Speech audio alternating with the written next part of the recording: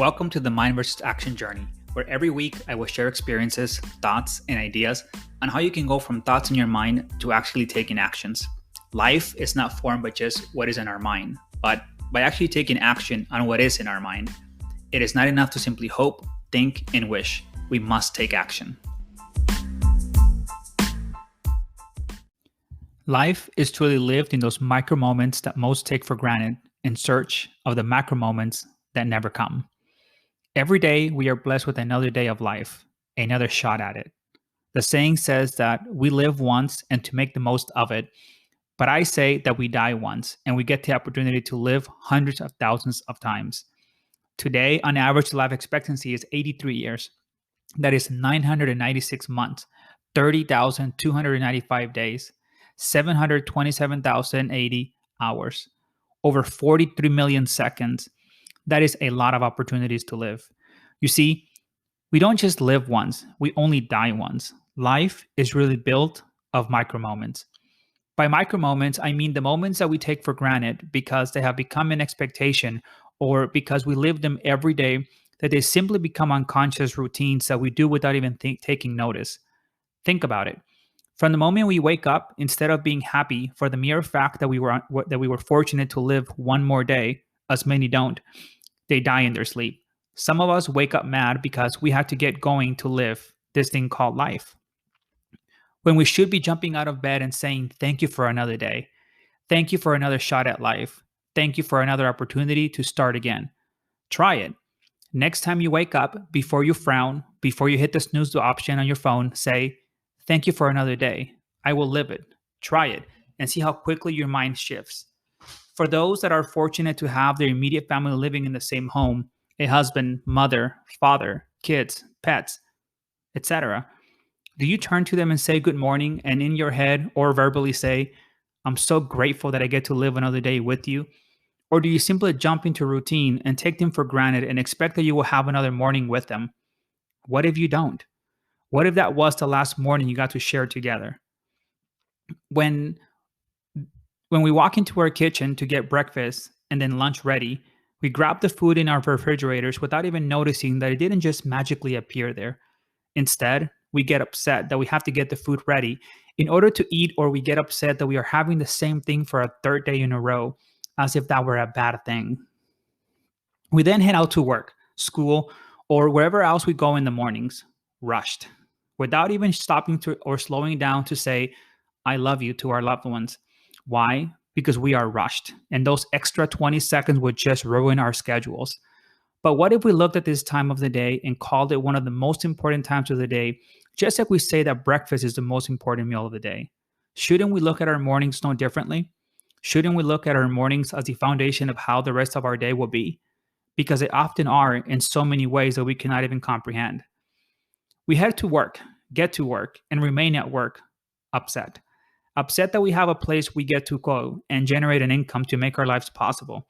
Upset simply because in many cases it is not enough from a financial standpoint or fulfillment standpoint. We resent the people around us as if they were their fault when we clearly have the power of choice to change things.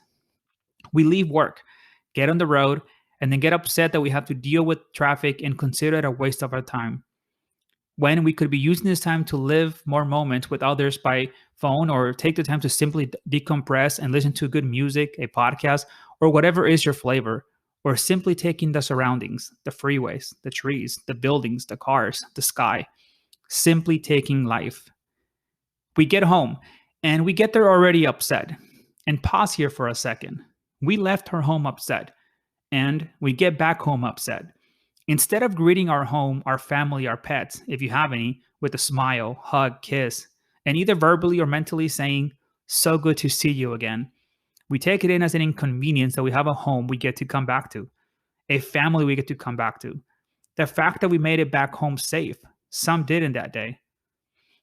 Now dinner time unfolds, and it is typically no different than how breakfast time unfolded.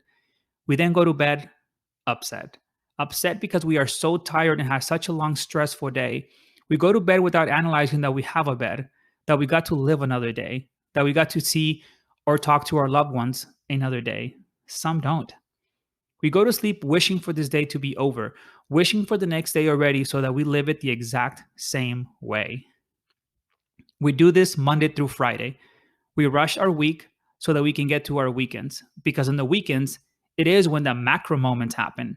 Because on the weekend is the only time we get to live, to experience life, to bond and create experiences with our loved ones. We spend more than 70% of our lives in micro moments that we dislike, hoping that the remaining percentage, called the weekends, will be filled with macro moments that would define our happiness, that will define our shared experiences with our loved ones. We have created this narrative of life that life is only lived in these macro moments called weekends, when in fact, it is not so. Life is happening every second. Life is being lived every second. Memories are being built every second. Experiences are being made every second. Bonding moments are happening every second. Life does not just happen in the macro moments. In fact, the quality of these so called macro moments are so heavily dependent on the micro moments. When you ask your loved one to trust you that one time in a big life situation, they either do or don't, based on all the micro moments you have shared together. So today, make the conscious decision to live life always, to forget about macro moments and live life in these micro moments. I personally don't celebrate my birthdays. Why? Because for me, I am celebrating my life each and every day, not just on my birthdays. Today, make the choice to analyze all the good things you do have and to create the best possible micro moments of each one of them. Do not take these macro moments for granted in pursuit of the macro moments, because those macro moments will never happen if you have not laid the foundation with the strongest micro moments possible. Live, help others live, and most importantly, let others live.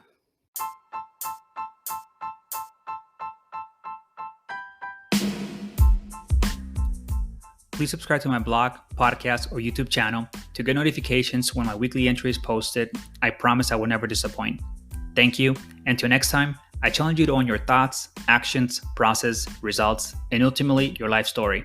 Most importantly, I challenge you to go from thoughts in your mind to taking actual actions on those thoughts, as nothing happens until actions are taken.